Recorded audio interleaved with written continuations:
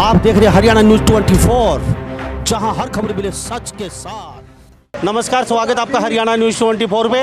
मैं हूं मुन्ना लम्बा, मेरे सहयोगी प्रिंस रामा के साथ हम मौजूद हैं सांपला में, और सांपला में लगातार हम कैमरे दिखा रहे हैं। मेरे साथ कुछ प्रधान मौजूद हैं जो ये अमर जल लेके आए हैं अमृतसर से, और ये जलियांवाला बाग की मिट्टी है सर। छोटू राम को चरणों में अर्पित करने के लिए आज उनके और छोटू राम के जन्म जी मैं प्रधानों से ही मिलवाता हूँ, उनसे ही जानते हैं हम आज ये जल कहाँ से और किस लिए लेके आए हैं, और ये मिट्टी किस लिए लेके आए हैं। सबसे पहले मेरे साथ किसान यूनियन के अच्छे प्रधान हैं खरेटा साहब, ये जल कहाँ से, मिट्टी कैसे कहाँ से लेके आए? ये देखो जी, हम ये मिट्टी दीनबंधु सर छोटू राम का जो जन्म स्थल था गढ़ी में, हाँ, वहाँ उनके घर से लेकर आए हैं। और एक हम जलियांवाला बाग से जो शहीदों की शहादत और शहीद आजम उधम सिंह की प्रतिज्ञा स्थल, अचूक प्रतिज्ञा स्थल, और दीनबंधु सर छोटू राम का अचूक प्रतिज्ञा, दोनों की मिट्टी से हमने यहाँ किसान अगुवाओं को तिलक किया है। अच्छा, और ये अमृत जल है, ये स्वर्ण मंदिर अमृतसर से लेकर के आए हैं, और इनको दोनों को मिला करके तीनों को और तिलक किया है अगुवाओं को, प्रतिज्ञा पर अडिंग रहने का संदेश जनता को जाए। क्या बात है जी। अच्छा, ये गढ़ी कहाँ से लेके आए हैं? गढ़ी कौन सा गांव? गढ़ी सांपला में, जहाँ दीनबंधु रबरे आजम दीनबंधु सर छोटू राम जी का जन्म हुआ था, उस स्थल की मिट्टी, और एक उधम सिंह के प्रतिज्ञा स्थल और जलियांवाला के बलिदान की जगह थी जलियांवाला बाग, अमृतसर से लेकर आए हैं। और ये जल है गुरुद्वारा साहब जो हैं अमृतसर में, ये पवित्र जल अमृत जल लेकर आए हैं, और तीनों का मिला करके अगुवाओं को तिलक किया है। और अब हमारी ये जो लड़ाई है, ये उधम सिंह की प्रतिज्ञा और चौधरी छोटू राम की प्रतिज्ञा, जो किसान को आज़ादी कराने की प्रतिज्ञा थी, और जनरल डायर को अब बदला लेने की प्रतिज्ञा थी। 20 साल उधम सिंह भटकते फिरे, लेकिन प्रतिज्ञा में कहीं भी कोई भी मीन नहीं आने दी। उन्होंने अपनी प्रतिज्ञा को 20 साल भटकते हुए भी कामयाब रखा। और दीनबंधु छोटू राम जी ने, जब वो सूदखोर के पास उनके पिताजी पढ़ाई के लिए कर्जा लेने गए थे, और वहाँ जब अपमान हुआ, दीनबंधु सर छोटू राम का स्वाभिमानी थे, उसी टाइम पंखा फेंक दिया था, और वहाँ प्रतिज्ञा की थी, मेरे किसान को इस कर्ज के जंजाल से और इस कुड़की से बचा के रहूँगा। और उन्होंने 1919 में प्रतिज्ञा 1936 में प्रतिज्ञा पूरी करी। अब क्या है, गुलाम देश में किसान आज़ाद रहा है, चाहे वो अंग्रेज का राज था, चाहे वो मुगल का राज था। हमारे पुरखों की जो व्यवस्था थी, बहुत ही बढ़िया व्यवस्था थी। और उस व्यवस्था में लोहार गांव में था, कुहार गांव में था, तेली गांव में था, चमार गांव में था, और कुहार गांव में था, और लोहार गांव में था, और खाती गांव में था। हमारे सब दस्तकार हमारी ज़रूरतें पूरी करते थे। और 10 साल में 1 साल तो समा होता था, 1 साल कुर्रा होता था, और 8 साल भयंकर काल होते थे। उस समय में, बुरे समय में, हमारे गांव के लोग 36 बिरादरी के एक परिवार की तरह रहते थे, और मुद्रा की जरूरत नहीं थी। वो अपना जो उत्पादन होता था, उसको अनाज को बांट लेते थे। और न्याय प्रणाली हमारे गांव में जो थी, एक सामाजिक पंचायत की थी, और उस पंचायत पर, उस न्यायालय के अंदर, पंचायती न्यायालय के अंदर, झूठा आदमी और दोषी आदमी हिम्मत नहीं कर पाता था, और उस न्याय से समाज को संतुष्टि मिलती थी। खरेटा साहब जी, कितने दिन लगे, कब पहुँचे, कब गए थे? मेरे साथी Mangal Singh Khareta, Sandeep Singh Malan, chief justice BG Kaushal Patel हमारे साथ गए थे।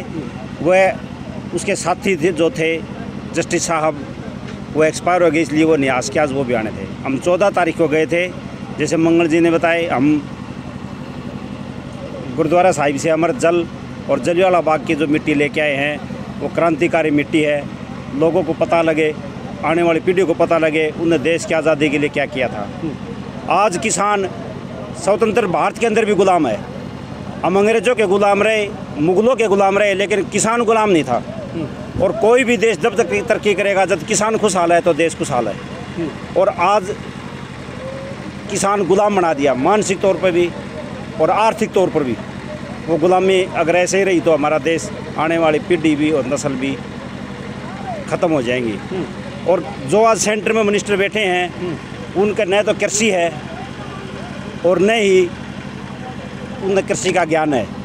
उसके लिए हमने अपनी कृषि को बचाने के लिए, उनको एक्सपर्ट तो है नहीं, वो खेती बेटी उनके पास है ही नहीं, उनको न नॉलेज है। उनको बहुत ज़्यादा अधिकारी बैठे हैं, मिनिस्टर बैठे हैं, उनको मिसगाइड करते हैं। तो हमारा यही कहना है, किसान की उन्हें सुननी चाहिए, सद्बुद्धि देनी चाहिए, इसीलिए हमने ये कदम उठाया है। आगे मेरे साथी संदीप मालान जी बताएंगे। जी, काफ़ी मेहनत की है, 14 तारीख से घर से निकले हो। एक दीवानगी, एक जुनून, एक प्यार अलग अलग होता है, लेकिन आपका तो ये सर छोटूराम के प्रति बहुत श्रद्धा है, आम आदमी की, आपकी, सब किसानों की, हमारी भी। तो आप यहाँ जलियांवाला बाग पहुँचे, अमृतसर पहुँचे, जल लेके आए, तो अब बाकी जो जल बचा हो इसका क्या करेंगे? देखिएगा, जो हमने ये कार्य किया है, ये कार्य तो एक छोटा सा कार्य है, लेकिन इसका जो संदेश है, जो संदेश हम समस्त किसान बिरादरी को देना चाह रहे हैं, वो संदेश देने के लिए हमने ये कार्य किया है। देखिएगा, इसमें हमने 3 चीज़ों को मिला करके फिर जो आगू है उनको तिलक किया है। चौधरी छोटूराम जी की जन्मभूमि की मिट्टी हमने ली है, हमने जलियांवाला बाग की मिट्टी ली है, और गुरुद्वारा साहिब की जो अमृत जल है उसके साथ जो मिला करके जो लेप तैयार हुआ है, उससे टीका लगाया है। और वो टीका इसलिए लगाया है कि पहली चीज़ तो पंजाब और जो हरियाणा है वो रहबरे आजम की वो कर्म भूमि है, जहाँ रहबरे आजम ने इस किसान को, जो आज खुशहाल किसान हुआ है, वो रहबरे आजम की देन है। और रहबरे आजम ने एक प्रतिज्ञा की थी कि मैं मेरे इस भोले किसान को बोलना भी सिखाऊंगा और इसको दुश्मन पहचानना भी सिखाऊंगा। उनकी ये अधूरी जो लड़ाई थी, इस लड़ाई को पूरा करने के लिए, उनके सपनों को पूरा करने के लिए हमने 2015 में, फरवरी 2015 में रहबरे आजम की विचारधारा को पुनर्जीवित करने के लिए यूनियनिस्ट मिशन का गठन किया था। और उस यूनियनिस्ट विचारधारा को फिर से अपनी चरम सीमा पर पहुंचाने के लिए हमने ये कार्य किया है।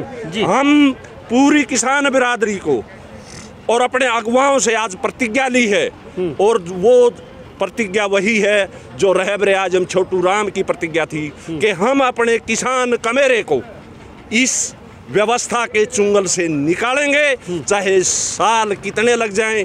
ये लड़ाई अब जो जारी हुई है, ये अंतिम सांस तक चलेगी। थैंक यू साहब। जी, करे मैं आपसे जान लेता हूँ, ये अभी कुछ नेताओं का बयान, आज सर छोटूराम की जयंती है, इससे एक दिन पहले आपके कृषि मंत्री जो गलत सलभ किसानों के बारे में हंस हंस के कि वो तो मरने वाले थे, कुछ इस तरीके से, और आप तो बहुत ही, हाँ जी। देखिएगा, जो जेपी दलाल जी ने जो बयान दिया है, उनकी जो आज तक की पृष्ठभूमि है, वो जेई हुआ करते थे, तब चोरी कराते थे और चोरी करते थे उस पानी की ही। और उसके बाद वो चौधरी बंसीलाल के परिवार के नज़दीक लगे, वहाँ भी उन्होंने चोरी की, और वहाँ से चौधरी बंसीलाल के परिवार के जो संसाधन थे उनको लेकर के भाग गई। उन्हीं संसाधनों के दम पर वो टिकट लेकर के आए, और टिकट लेकर नहीं आए, उन्होंने मिनिस्ट्री भी वो संसाधन खर्च करके ही प्राप्त की है। वो क्या जाने किसान के दर्द को, जो किसान से जब पानी लगाता था, किसान जब 100 रुपये लेता था, चोर आदमी है, उस चोर को किसान के दर्द का पता नहीं है। ये तो बदकिस्मती है इस समाज की, इस हरियाणा की, कि उस जैसा आदमी मंत्री बना बैठा है, और वो भी कृषि मंत्री।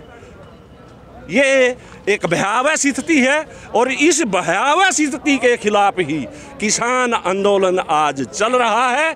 ये जो लड़ाई है ये ऐसे चोरों के खिलाफ ही है। जी जी, क्या कहेंगे? ये आदमी अभी कुछ आज मिट्टी है, जल है पवित्र, तो क्या कहेंगे इसकी कसम लेके आप? हम तो ये कसम लेके कहते थे, शहीद भगत सिंह ने अपनी भरी जवानी में अपना कुर्बान हो गए अपने देश के लिए, तो हम भी अपने देश के लिए मर मिटने के लिए तैयार हैं। लेकिन इन गद्दारों की तरह आने वाली संतान को ये नहीं कहेंगे हमारा बाप हमारा भाई गद्दार था अपने किसान कौम के लिए। जो आज मिनिस्टर बोल रहे हैं ना, ये अपने स्वार्थ में हैं, लालची हैं, निकम्मे हैं, भ्रष्ट हैं। इनको इनकी संतान को, इनके माँ बाप को भी शर्म आती है ऐसी औलाद पैदा कर दी। हम अपने माँ बाप को नीचा नहीं देखने देंगे, अपने भाईचारा में नहीं रहेंगे। या तो समाज को मत मानो, या समाज को तो मानोगे समाज का ताना बाना भी मानना पड़ेगा। हम किसी को भाई कहते, किसी को काका कहते, किसी को दादा कहते, कानून नहीं कहता, समाज कहता है। समाज को मानो तो समाज पहले, समाज के लिए तो कानून बनाया है, कानून बाद में, समाज पहले। तो हम अपने समाज के साथ है, वो अपने लोभ में, अपने लालच में कोई भी कुछ भी कह सकते हैं। खरेटा साहब क्या कहेंगे किस बारे में? अभी जो बयान आया दलाल का, वो तो एक संघ का पंजम फंस गया और वो सान कायदा पड़ा हुआ है और तड़के वो बोलते हैं सवाल के ये कहना है, ये जवाब देना है, वो संघ का गुलाम है। और जैसे मौलाना साहब ने बताया, जिसकी प्रवृत्ति नीचता की हो वो आदमी, और उसके मुख से कोई समाज के हित में बात आएगी, ये समाज सोचता नहीं उसके प्रति, उस जानता है समाज उसको, और उसका किडनी और आदमियों के पार्ट विदेशों में बेचने में भी लालियत है, वो शामिल है। और ये सुनने में आया है और समाज में पता है, जो आदमी यहाँ के आदमियों की किडनी चोर करके और विदेशों में सप्लाई करता, वो मंत्री बन गया।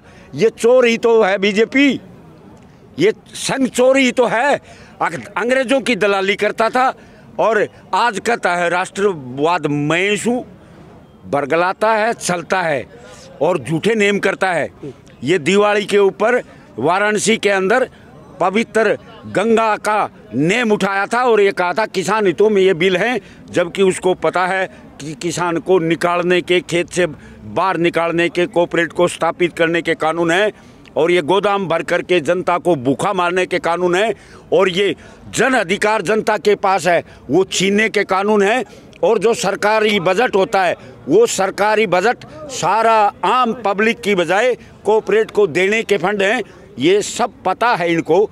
लेकिन एक इनका संस्थापक था जो संघ का, उसने एक किताब में लिखा है, अगर लंबा शासन करना है, शासक रहना है, तो किसान को जमीन से निकालकर वहाँ अपने समुदाय पूंजीपति को स्थापित कर के ही हम ये कर सकते हैं।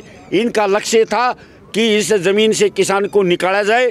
कोरोना इनको वो शूट कर गया, अनुकूलता दे गया, और किसान के ऊपर, देश के ऊपर ये तानाशाही स्थापित करना चाहते हैं।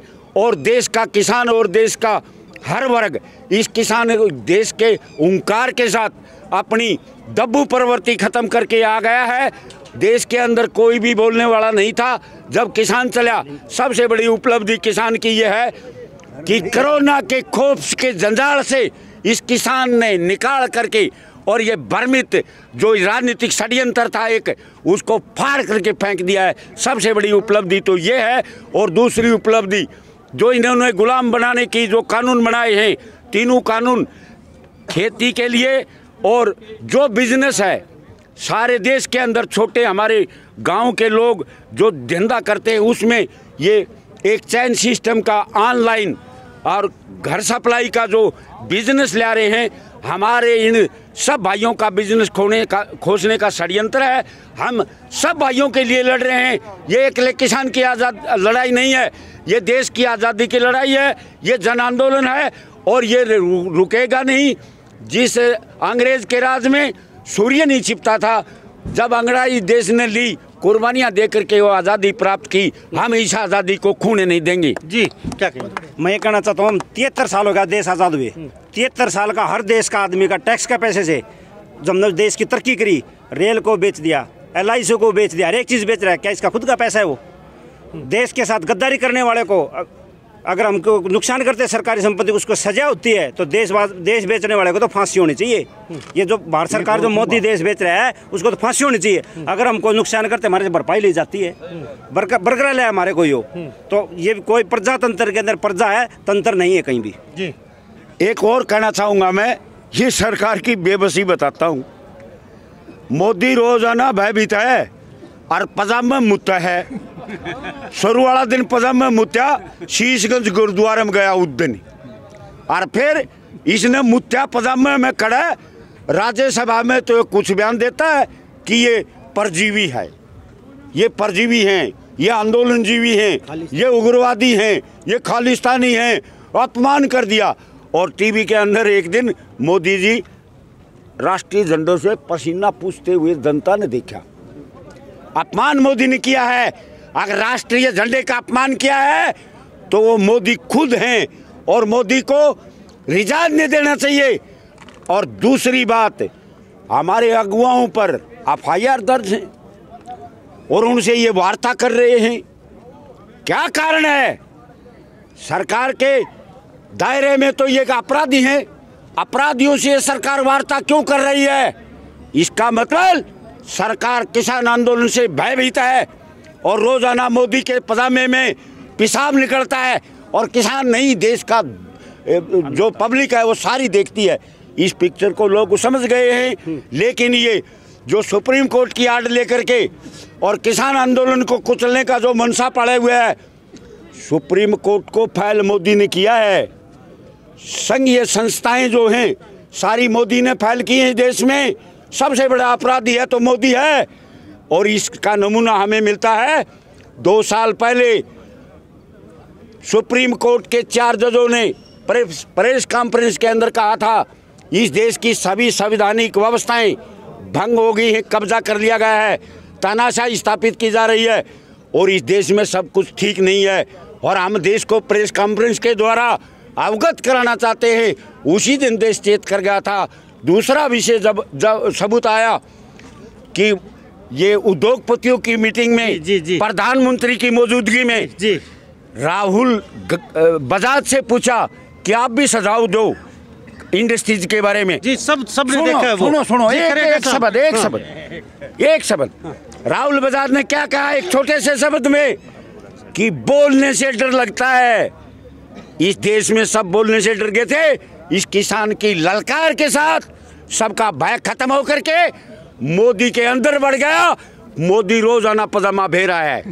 थैंक यू साहब जी। क्या कहेंगे, हुआ है किस कदर देखते हैं भाई साहब? इसमें है ना, जो आदमी किसान की वोट लेता है ना, जो किसान की वोट लेकर प्रतिनिधि बना है, आज उसके सोचने का भी सवाल है और किसान के सोचने का भी सवाल है कि वो आगे किस आदमी को वोट दे। प्रतिनिधि तो उल्टे सीधे सवाल जवाब किसानों के, जो कोई बुखार से, कोई किसी से जिनकी मृत्यु हो चुकी है बॉर्डर पे, उन पे हंस के कह रहे हैं वो तो घर पे भी मरते। ये बहुत निंदनीय घटना है, और मंत्री जी की जो सोच समझ है ना वो खत्म हो गई है। इतनी घटिया सोच है उस किसान का पैदा होकर आदमी ने सोचनी ही नहीं चाहिए, खासकर उस आदमी की जो उस जाति में उस किसान का पैदा होया है।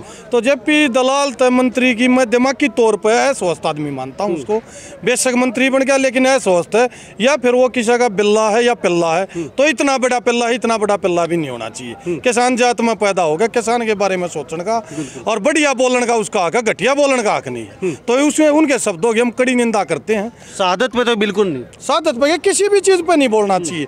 जो आदमी ठंड गर्मी में बैठे हैं, शहादत तो ठंड गर्मी का कारण हो रही है, वो कह रहे हैं वैसे ही मर रहे हैं। वो तो घर पे भी मरते नहीं ना, उनकी सोच। 2 लाख लोग बैठे हैं, 2 लाख तो और जो व्यंग की तरीके से बोलना, हंस के ठाके लगाना, व्यंग वो ठाके लगाना। हमने तो ऐसा लगा है जो बागड़ की तरफ ये एमएलए बनाए ना, ये सारे एमएलए पिल्ले निकल गए, सरकार के इतने बड़े पिल्ले निकल गए। 10 तो ये दुष्यंत ताले न्यू फ्लोप पा गए, और 2-3 ये बीजेपी में गए। इन 18-20 आदमी आ रहा बहुत जल्दी बांधेंगे।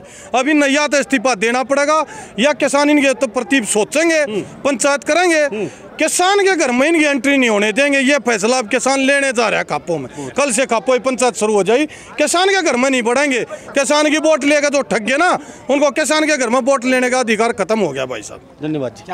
तो हमारे साथ ये युवा भी बने होते, किसान भी। जी क्या कहेंगे? नमस्कार जी, मैं आपके चैनल के माध्यम से बताना चाहता हूँ, मैं रोहित अहलावत हूँ लंदन से, जो राकेश टिकैत जी के लिए थेम्स नदी का पानी लेकर आया। पानी लेके आए थे आप। बिल्कुल बिल्कुल बिल्कुल बिल्कुल। रोहित अहलावत जी लंदन से पहुंचे, पानी लेके पहुंचे हैं, और आपके आंखों में उस समय आंसू थे। बिल्कुल थे जी, क्योंकि मैं किसान कौम में जन्मा हुआ किसान पुत्र हूँ। चाहे हम 7 समुंदर पार कहीं भी बैठे हो, लेकिन जब भी हमारी कौम पर किसी भी तरह की कोई आपत्ति आएगी तो हम 7 समुंदर पार कर कर अपने किसान कौम के बीच में खड़े होंगे। रोहित जी लंदन से पहुंचे, भागम भाग पानी लेके, रात को ही चल पड़े, तो फिर क्या मतलब क्या दिल में आया वहाँ बैठे बैठे आपको?